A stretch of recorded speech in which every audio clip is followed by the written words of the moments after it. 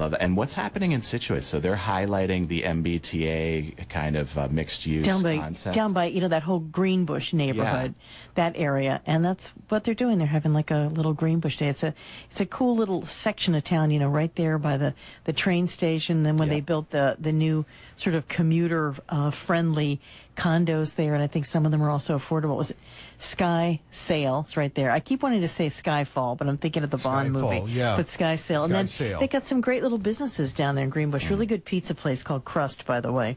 Love it. I love that area. Okay.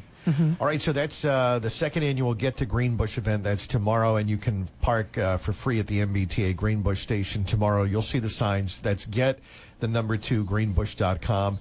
And that's going on tomorrow, too. Yeah, and I encourage people to go down.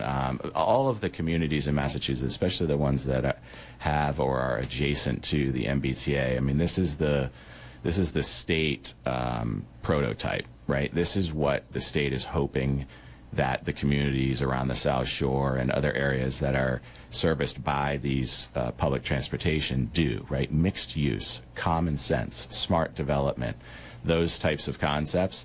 Greenbush is doing a really good job leading the way for the South Shore. It'll be interesting to see what the future lay for the South Shore because it is so enticing and there are so many people coming down here.